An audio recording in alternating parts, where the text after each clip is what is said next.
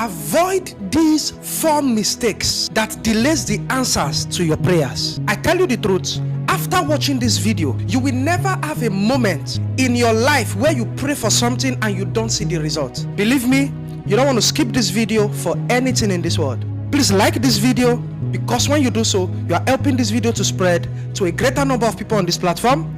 Thank you very much. The first mistake you should never make when you pray is that never pray without generating feelings. Now, what do I mean? How will you feel when what you are praying for has been answered? Now, what you need to do is that don't wait till what you are praying for has been answered before you start feeling good. The way you will feel when the prayer has been answered, generate that feeling in the place of prayers, because this fast tracks the answers to your prayers. You know, just like the Bible said in Mark chapter 11 verse 24, it says, therefore I tell you, whatever you ask in prayer, believe that you have received it and it will be yours. Are you seeing what the Bible is saying? That whenever you are praying, pray with the consciousness that you have received it already. It says, believe that you have received it and it will be yours. It did not say believe that you will receive it. It said believe you have received it. So when you take that feeling into the place of prayers, that what you are looking for, you have received it already, and you begin to generate the feeling. How will you feel when you really receive it physically?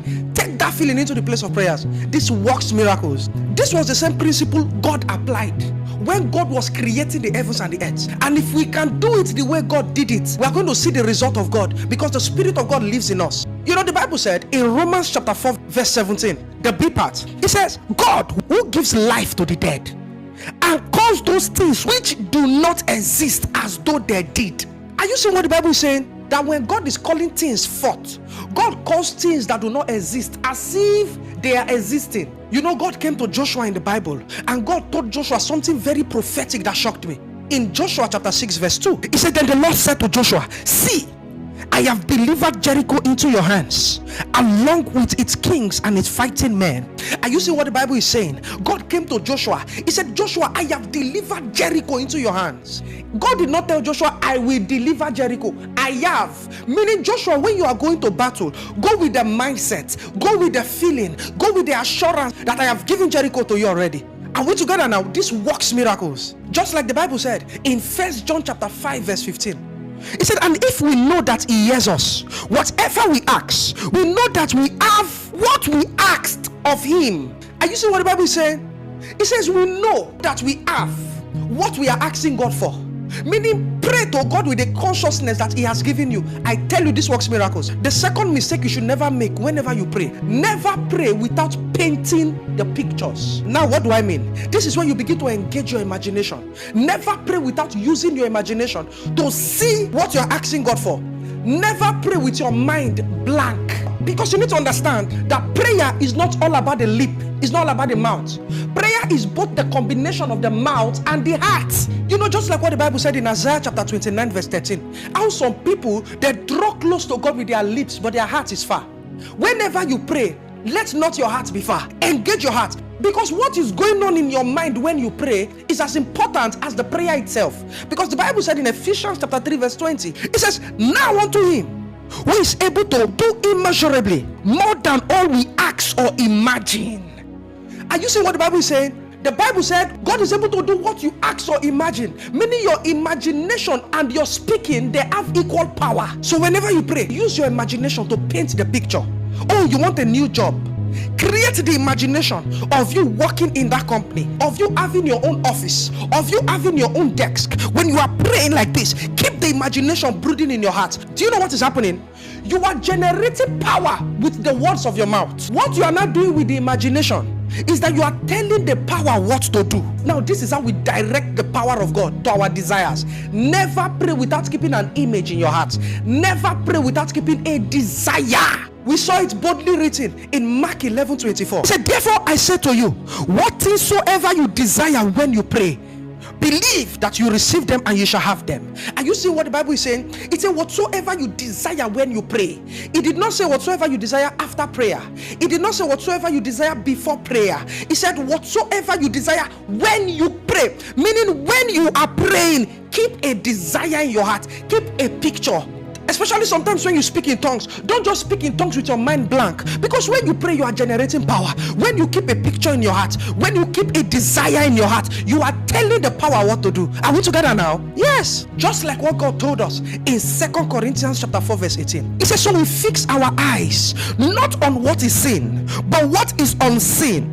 Since what is seen is temporal, but what is unseen is eternal. Are you seeing what the Bible is saying? God said, stop looking at the things that are seen. Look at the things which are unseen. How do you see things which are unseen? By using your imagination. You have not gotten the job yet physically. See the unseen with your mind's eye and begin to engage in prayers. I tell you the truth, you are going to be shocked at what you are going to see in your life. Never pray with a blank mind. Always paint the picture when you pray. Are we together now? Yes. Your imagination is so powerful. Make use of it. God did not create your imagination in vain. Some people in the Bible, they sat down there, they wanted to start building the Tower of Babel. The Bible said they just imagined it in their hearts. Something happened that shocked me. In Genesis chapter 11 verse 5, it said, but the Lord came down to see the city and the tower which the Son of Man had built. Verse 6, it said, and the Lord said, behold, the people is one, and they have all one language. And this they began to do.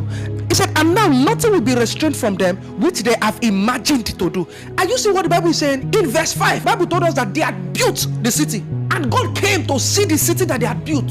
Now in verse 6, the Bible was not telling us that it was an imagination in their hearts. So whenever you imagine, you are creating a reality. Don't joke with your imagination, believers, whenever you pray, because something is shifting in the realm of the spirit. That is how we transport things from the realm of the spirit into the physical realm. Are we together now? Yeah. Now, the thought is that whenever you pray, pray in present tense. Especially when you are making declarations in prayer, declare in present tense. So don't say, oh, my business is going to prosper. You did not give a timeline. Instead of saying that, say, my business prospers. You know, the Bible said something in Joel chapter 3 verse 10. The B part, it says, let the weak say, I am strong. Are you seeing? It did not say, let the weak say, I will be strong. It said, let the weak say, I am. When you declare, when you pray, pray in present tense. Just like what we saw, very prophetic scripture in Deuteronomy chapter 2 verse 24. God told them, he said, rise up, take your journey and pass over the river Arnon. Behold, I have given into your hand Sihon the Amorite, king of Heshbon, and his land. Begin to possess it and contend with him in battle. Are you seeing what the Bible is saying? God did not tell them, oh, I will give you the king, I will give you the land. He said, I have given you. Now begin to engage in battle. So have the consciousness that you have the job now. Then tomorrow you go for your interview to engage in the battle. Are we together now? Yes. So you're praying with the mindset, oh, I prosper, not I will prosper. Oh, I live in good health, not I will live in good health. Because when you say I will, you are not giving a timeline. But when you say now, you are creating a timeline that it is happening now. Are we together now? Yes, this is what we call spiritual intelligence. And the fourth mistake you should never make when you pray, never doubt when you pray. Sometimes you are praying and Satan begins to throw doubt. Sometimes even when you believe in the place of prayers, after prayers you see Satan throwing doubt again. Shut down that voice immediately, because that is the voice of Satan trying to deprive you of your answer. You know, the Bible said something in James chapter 1 verse 6. It says, but when you ask, you must believe and not doubt, because the one who doubts is like a wave of the sea, blown and tossed by the wind. That person should not expect to receive anything from the Lord. Are you seeing what the Bible is saying? That a man that doubts should not expect to receive anything, because doubt dampens the power of God in your life. Of course, the power of God cannot be limited, but doubt can limit it in a man's life.